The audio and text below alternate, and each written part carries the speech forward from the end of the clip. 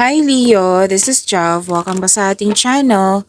By the way Leo, this is our second channel, Love Jav. Kung hindi pa kayo subscribe na po kayo at click bell notification para updated pa kayo sa reading natin. This is general reading, Leo. Kung naka-resonate kayo, comment down. Kung hindi kayo naka-resonate, ibigay niyo po sa iba. Kasi nga, general reading po ito.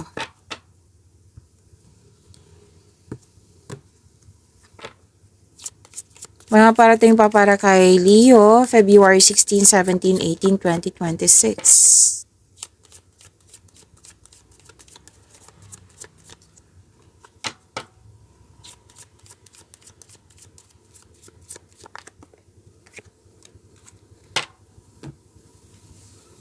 Leo, ingat kayo sa taong hindi totoo sa iyo ha. Kung hindi mo alam, I think alam mo to kung sino to.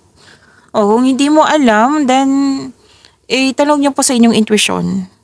Kaya kasi may ano dito sinungaling, hindi totoo sa iyo, traidor, na may nangyayari na, teka, parang hindi to tama, parang may mali, yan.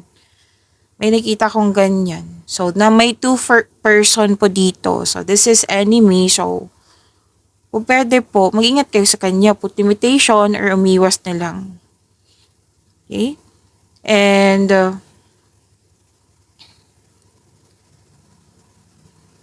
okay, para kang nakatali sa isang bagay, sitwasyon, sa isang tao ba ito, at ikaw ay nahihirapan at nabibigatan.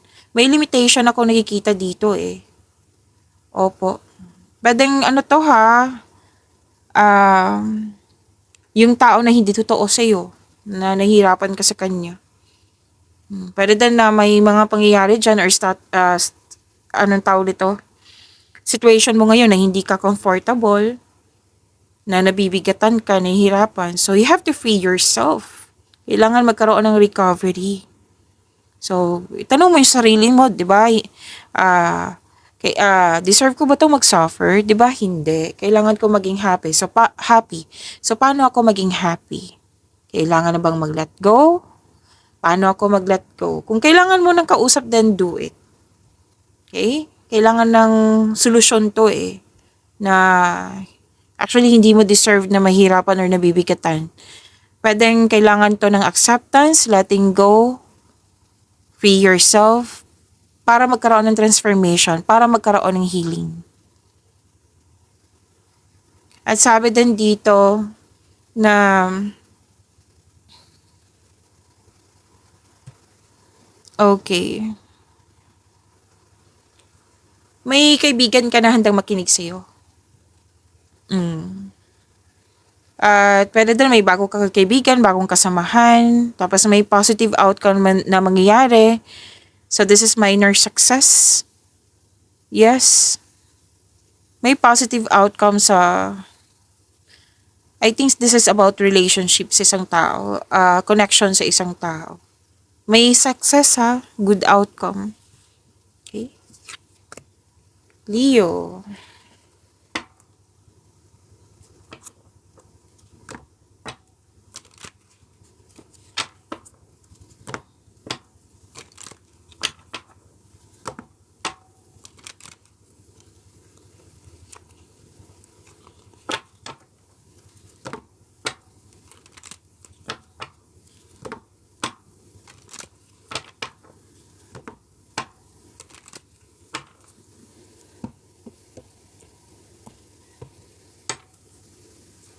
Leo, parating pa para kay Leo, ngayong February 16, 17, 18, 2026. Excuse me, kailangan ko lang mag-burp po.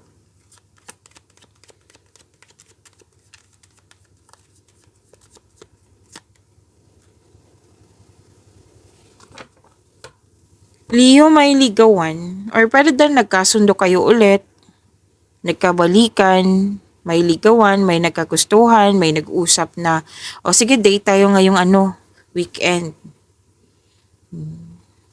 Pero din bagong pasok to sa relasyon. Leo. Pwede din po na may taong handang makinig sa'yo, na handang tulungan ka. Kasi may nakita rin ako ditong business partnership or magbigay ng puhunan sa iyo, kasosyo. Opportunity to eh. Itong dalawang card na ito, in-offer sa iyo, binigay sa iyo. Tulong, pwedeng tulong. Pwede din resulta sa inyong mga ginagawa. Naging productive kayo sa araw-araw at ito na yung resulta. So kung sa career and money to, kailangan mong i-grab to kung pwede. Kasi nakikita ko dito magkakaroon siya ng financial growth. Siyempre nakadepende to sa sa konkretong plano, sa sipag at tiyaga. Pero sinabi talaga dito na magkakaroon siya ng financial growth.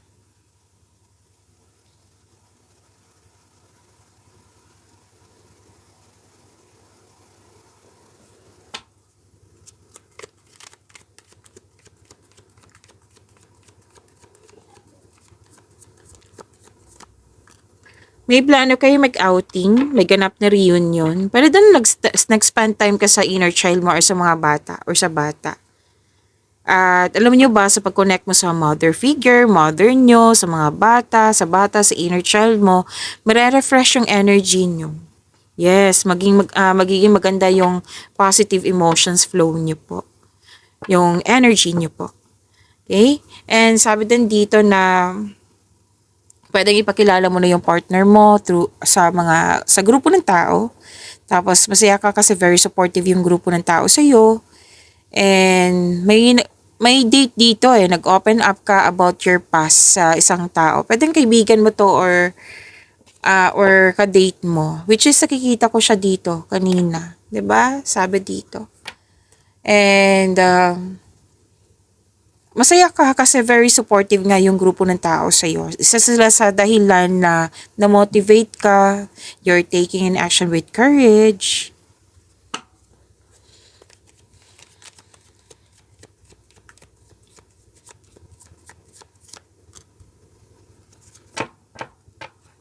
Okay, na-overcome mo na yung mga obstacles, struggles, fears. Yes, at nag-move forward ka with courage. Dalawang card na mismo nagsabi niyan. At sa mga single dito, nakikita ko dito na bukas ang oras mo sa trabaho o sa pag-aaral. Na wala ka lang time to meet new people. Kung gusto mo magkaroon, then you have, yung magkaroon ng time sa social life. Hindi naman ibig sabihin na, yun, di ba, yung anong tawag dito, yung parati kang magigimik. Like, give time din sa mga friends kung pwede, kung gusto mo. Like, kung may invitation dyan na, birthday ni ganito. So, punta rin kung gusto mo. Okay? And may nakita ko dito para sa mga relasyon na i-share mo yung opinion o problema mo sa kanya. Para alam din niya na may concern ka. Para mag-adjust din siya. Para tulungan kanya.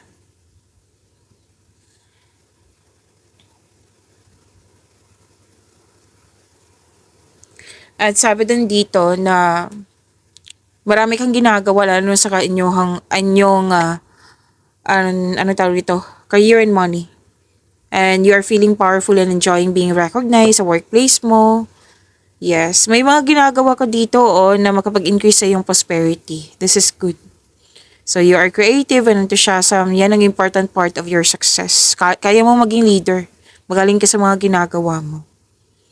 Okay, so pag-imanin niyo po yung blessings na binigay sa inyo, huwag niyo kalimutan na mag-subscribe sa channel natin at click yung bell notification para updated pa kayo sa reading natin. See you po next reading.